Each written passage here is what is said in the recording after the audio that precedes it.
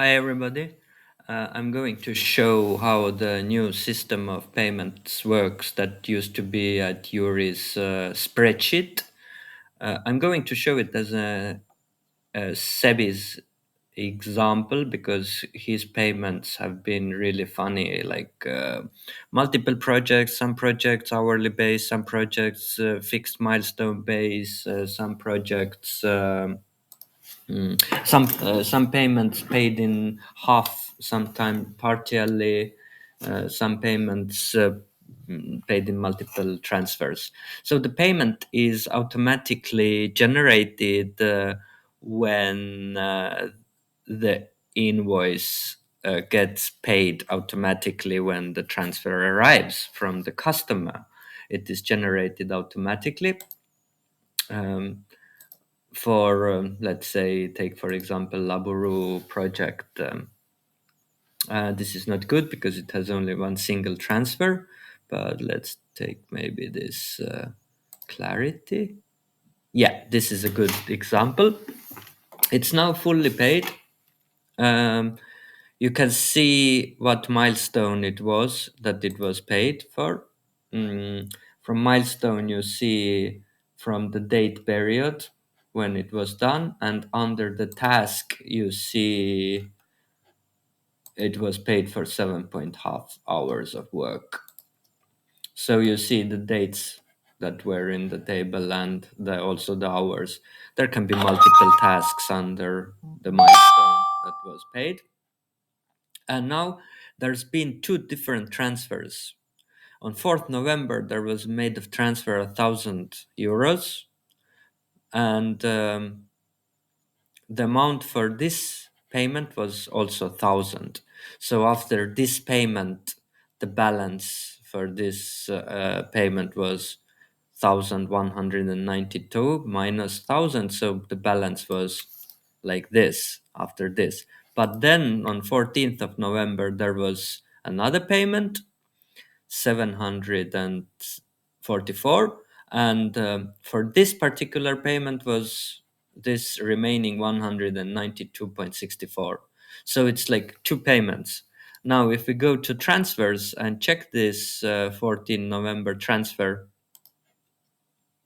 14 November transfer, then we can see that this transfer was made for three different payments actually. The one we had just checked, but also this payout was fully paid, and as you can see, another payout was not fully paid. There was just a little bit left unpaid. I'm bringing this very complex Eusebio example because there was a real mess Yuri made for Eusebio especially. So yeah, I just like to make, but you have to remember that the payouts are from now on generated only for per hours that you mark on the tasks. If it's a fixed fee project, then you enter minimum and maximum hours, and if it's fixed fee, you don't even need to estimate minimum. You just put the maximum, and you will get paid for those maximum.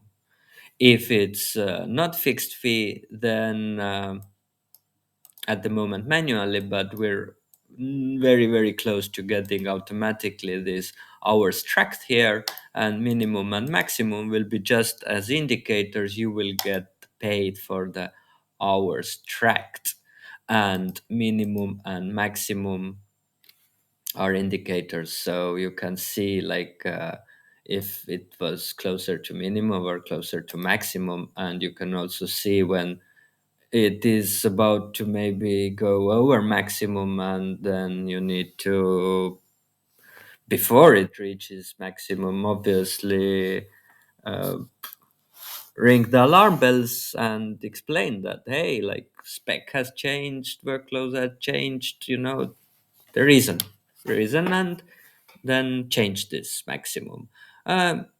When you change the maximum, it will also notify the Zulip stream now that it was before this, and new one is this.